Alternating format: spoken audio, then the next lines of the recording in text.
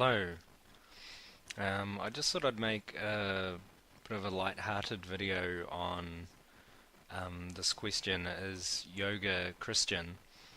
Um, like, it might be strange, but in a way, I'm sort of saying, well, it isn't in a way, but also that if you are Christian and you want to do it, then you should, and that it's good. But I'll give some suggestions that you can make, that you can use to make yoga more Christian in a sense. Um, so yeah, first um, we'll discuss like why it isn't, um, and it's sort of um, need to understand what yoga is and um,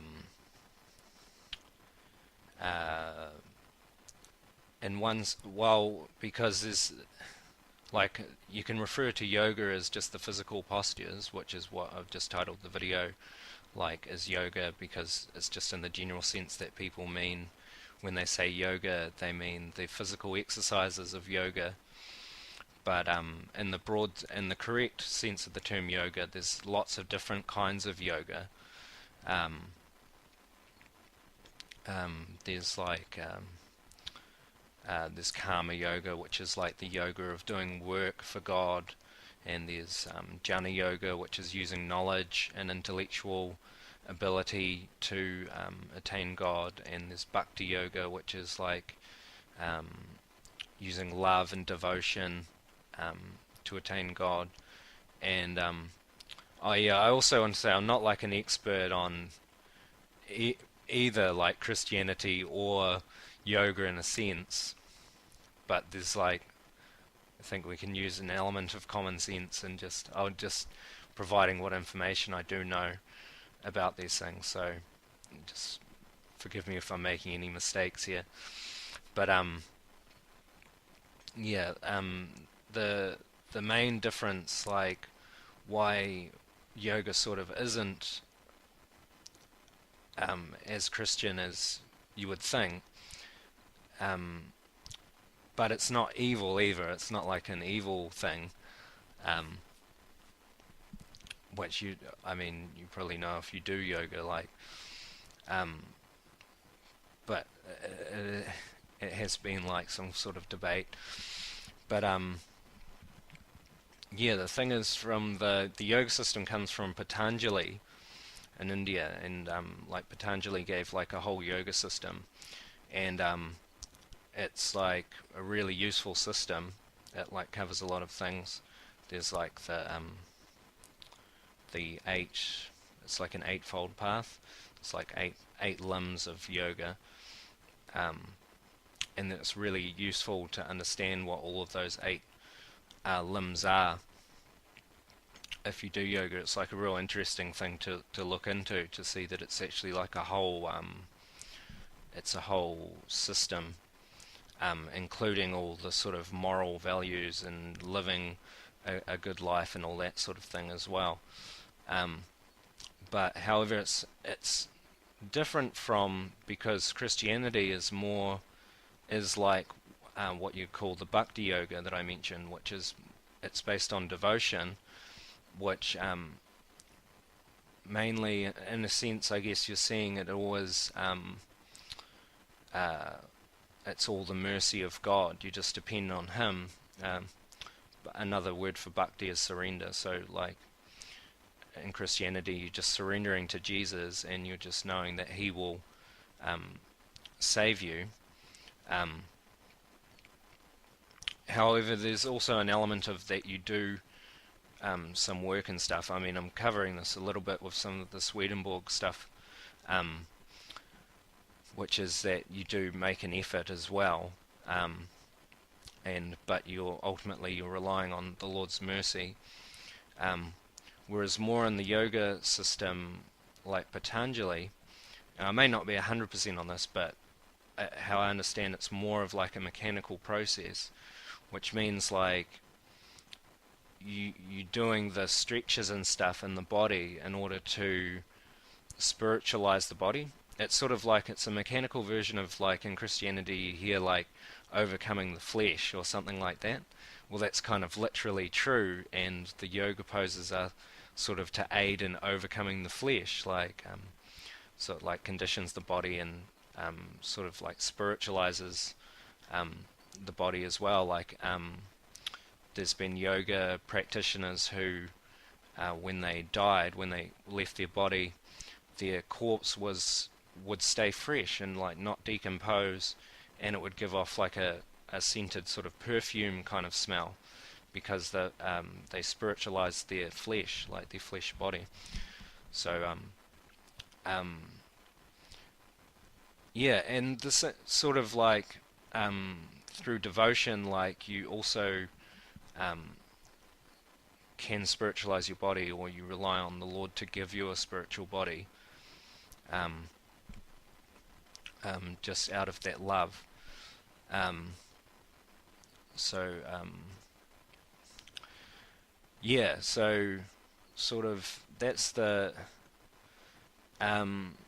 in Christianity, it's more like if you look at the Bhakti traditions in India, like obviously yoga comes from India, and the Vaishnava tradition in India is just based on bhakti or devotion, and they talk about what's called pure devotional service, which means you're fully relying on that act of surrendering for to achieve um, like enlightenment, or to achieve that um, spiritual body, or to associate with the Lord, or to be to realize that love. Like you're fully relying on that surrendering aspect, and not any other aspects of other systems which have elements of more mechanical means, um, like doing the postures and stuff. The Patanjali system works as a whole system in itself, and they have a kind of a different conception of God in that system than in, say, the Bhakti tradition, which more focuses on the personal relationship with God, like Christianity. Like this is why it's Bhakti in that sense of classification. Like yeah, the yeah. So in terms of pure devotional service, like in terms of just being fully reliant on God, you wouldn't have elements of other things involved in that, if you can understand. But the thing is that pure devotional service is very rare. So um, yeah, what I'm saying, like why it's good or how you can spiritualize it, like if you are a Christian and you or you're looking into Christianity or something, and you do yoga, or you're a Christian and you want to do yoga, or you are and you're just wondering about it. Um, um, yeah, there's ways that you can make the yoga better and more devotional, or like more Christian. Um, and basically, how you do that is you just um, when you do your yoga, or do your or go to the yoga class, or um, you did think of Jesus when you do it, and you dedicate all of your poses and everything to him, which sort of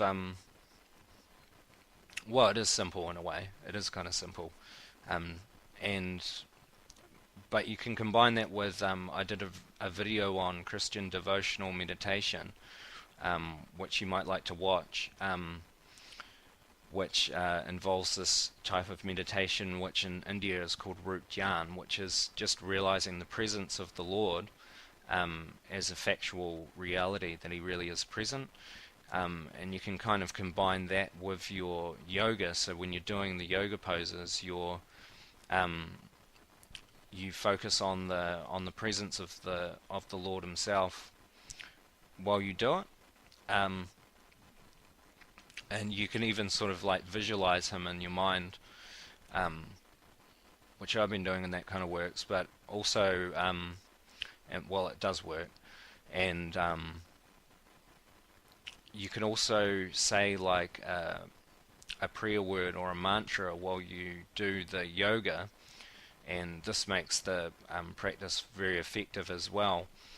Um, and you so you combine it with the breathing. So when you depending on what yoga system you're doing, there'll be breathing involved. The one that I do, the Ashtanga taught by Patabi Joyce, combines the in and out breathing with all of the stretches. So that works well.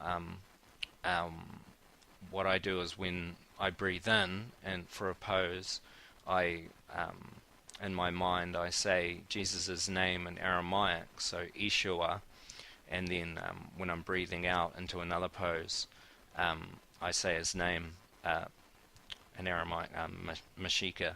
Yeah, so Yeshua Mashika, um, which is Jesus Christ in Aramaic. And there's also other mantras that you can use, Christian mantras, like Maranatha is a really good one. That's given by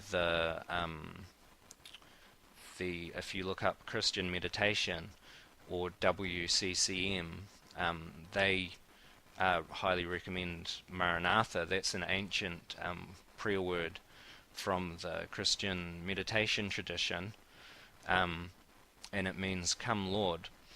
And yeah, and that's Aramaic as well. It's actually the last thing which is in the Bible, at the end of the Bible. That's the last thing that it says. So the same thing as you breathe in doing a pose, you just ma, ra, and then as you breathe out, na, tha, like that. And again, feel that connection to Jesus and dedicating all the actions of yoga to him, and spiritualizes the it makes the yoga more devotional. So in a sense, if you kind of get me, if you kind of understand, like it is more Christian, because that's more focused on the devotional aspect. You can still do the stretches and exercise your body and stuff. So that's the main thing that I want to say about yoga and Christianity. And but I was going to also suggest another practice that you might want to try, or if you want an alternative to doing yoga or something like that, you can do like dancing.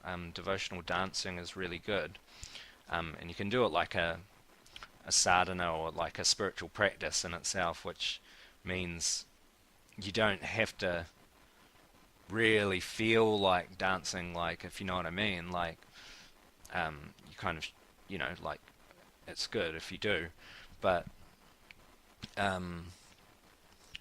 yeah, basically you just put on some of your favorite devotional music and visualize or be aware that the Lord is actually present there, and then you just dance to him and just express your feelings, devotional feelings for him, and then you can dance around, and obviously that's also good exercise for the body. So that's a really good way, and it's just a good thing to do in itself, dancing and also singing. They're really good things, like which like people obviously do, like at church and stuff like that, but it's just like for me, like I like things when they're when it's explained how that's actually what would you call sadhana, like it's actually a spiritual practice in its own right. I don't know, it's sort of hard to explain, but I mean ultimately what you want is to just do it because you really feel that way, about the Lord. So yeah, so that was the main thing.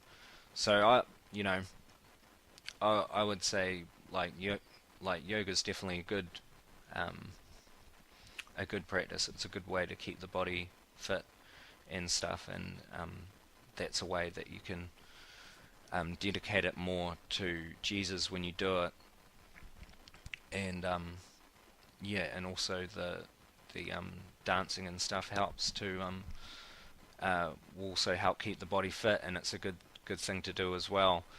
So yeah, I hope that sort of helped in some way. Sort of yeah, it's kind of a funny discussion thing. I mean, yoga's not evil. It's like it's a spiritual practice. It's very good. Um, so yeah, God bless.